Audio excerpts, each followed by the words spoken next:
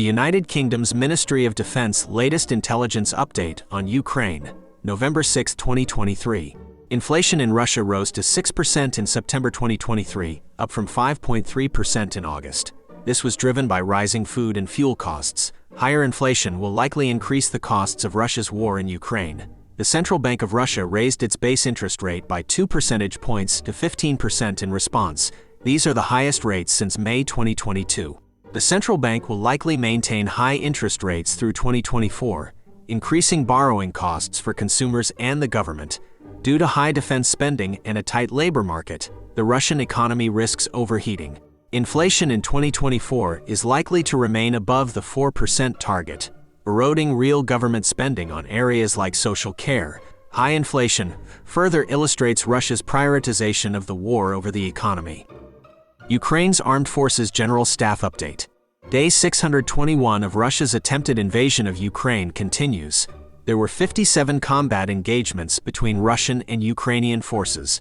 Russia launched 10 airstrikes, 24 multiple launch rocket system attacks against Ukrainian positions and settlements, wounding civilians.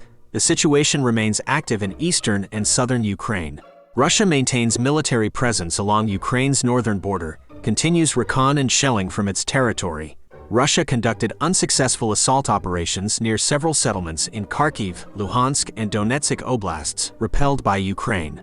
Over 20 settlements were shelled by Russian artillery and mortars across various Axis fronts. Ukraine repelled multiple Russian ground attacks near various settlements in Donetsk, Zaporizhia, and Kherson oblasts.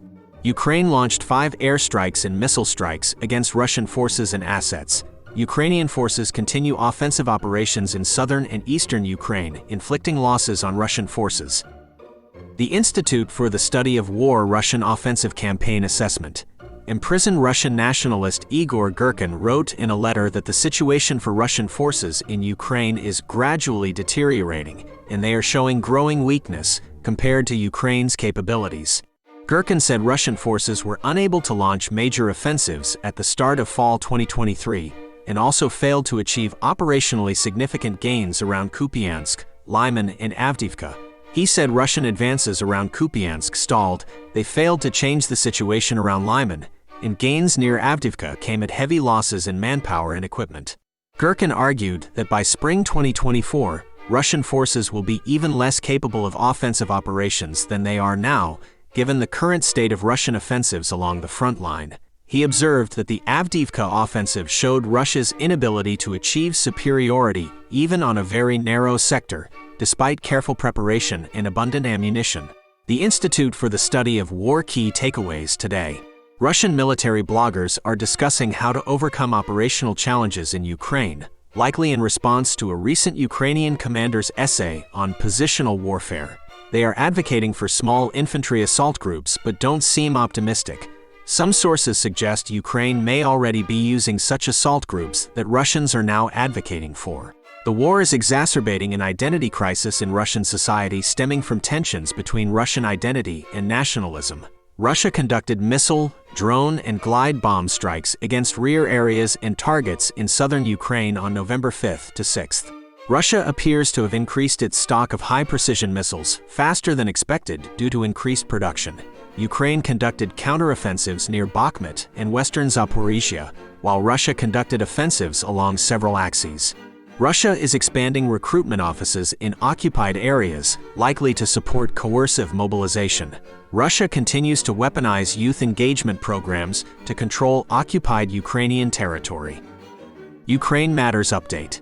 Crimean Tatars are the indigenous people of Crimea, formed from various peoples that inhabited the peninsula throughout history. They used to be the majority in Crimea before Russia's annexation in 1783. Russia has tried to force Crimean Tatars to emigrate and deported many to Central Asia in 1944 without the right to return. This traumatic deportation is a unifying part of Crimean Tatar identity. Under Russian occupation since 2014, many Crimean Tatars have been persecuted and repressed for their pro-Ukrainian views. Activists have been arrested, kidnapped, tortured, and deported. Ukraine has taken measures to preserve Crimean Tatar identity and culture, and Crimean Tatars now feel united with Ukraine against their common enemy Russia. Crimean Tatars should have national territorial autonomy in Crimea after deoccupation to preserve their identity, as indigenous people have a right to self-determination. Russian propaganda denies their indigenous status and history in Crimea.